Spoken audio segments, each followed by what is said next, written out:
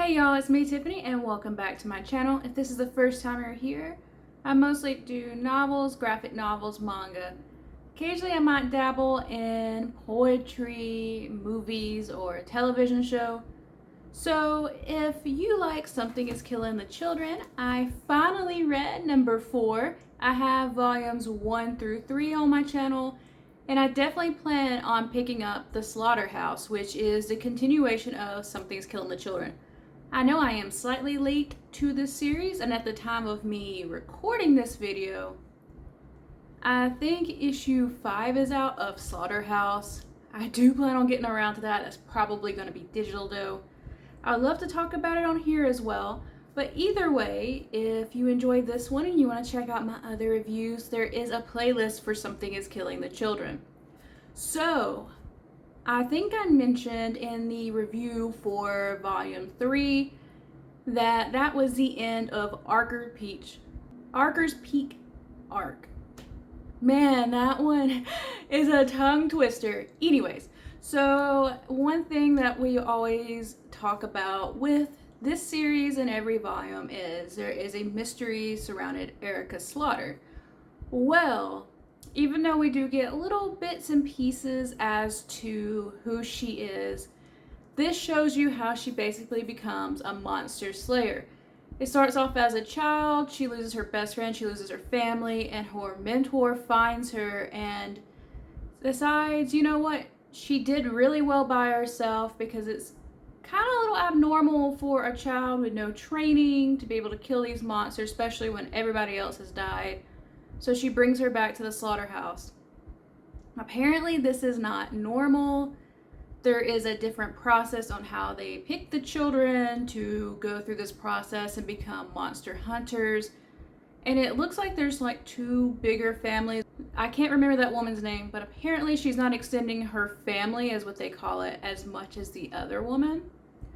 And she goes through basically an easier process than the other ones, in the sense of there's tests and trials that are different than Erica, and I thought it was cool to see, like, not a cult-like aspect, but apparently everybody who joins this organization, like, that passes gets a tattoo, and they go through a little ritual. They learn what they need to learn, and it looks like they're about 17 or 18 when they go out on their own, but they're still part of the family. You know, it's the House of Slaughter, Erica Slaughter, you know, seems like they keep their first names and just throw Slaughter as their last name. And there's certain ways of how they want things done, and it's very meticulous and it's very straight to the point. It's definitely not easy, and like, she knows she's going to get bullied, and so she's going to be a little mean, and they're like, there was this funny scene where this kid picks on her, and then she just kicks him, and like the person who brought her in was like, I told you you're going to be bullied and you can bully back, but I was talking about more with words. Don't physically harm this person. And I just thought it was funny.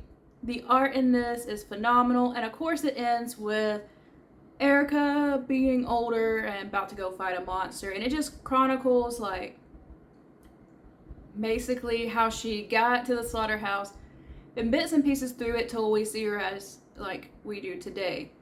I think this gives a nice backstory to Erica Slaughter. I think the writing and the plot is very simple and straight to the point, and like easy to understand. You know, obviously there's a little less mystery with this because it's meant to be an origin story. I don't think you have to read these to understand the original 3 volumes. I have not read Slaughterhouse. I don't know if she shows up in that or whatever, but like, because I haven't looked into it at all except for the fact that it exists. But as far as the original arc, you do not have to have this, but I think this is really nice. Sometimes I get a little nervous about like origin stories and whatnot, because sometimes they do a little too much, or too much fan service, things like that. This does not feel that way. This was a lot of fun, and I'm glad I got to pick this up sooner rather than later. I thought it was going to be a while because the library looked like it was going to be a while before I could get it, but fortunately I got it a little early so I can go on to the next thing, which I think I probably could have, but I didn't want to. And yeah, I enjoy kicking this year off with this series, even though I know it's going to be a little bit later in the year when these videos come out, just because of the way I got things planned. But this series is phenomenal. I think you should pick it up. And if you do pick up it, I definitely think this is worth your time. The artwork is amazing in this. I just want to show you how amazing the artwork is in this without like too much spoiler, which I guess none of this is really a huge spoiler unless you just don't like nothing at all going into it, except for the fact that, you know, obviously she survives the trials and everything to get to the point of the other story. Also, I thought it was hilarious that she talked about, they asked her what her favorite animal was, and she talked about she liked octopus, which I guess that's a little, you know, with the stuffed animals and stuff, but I thought that was cute. And I wanted to show one more page.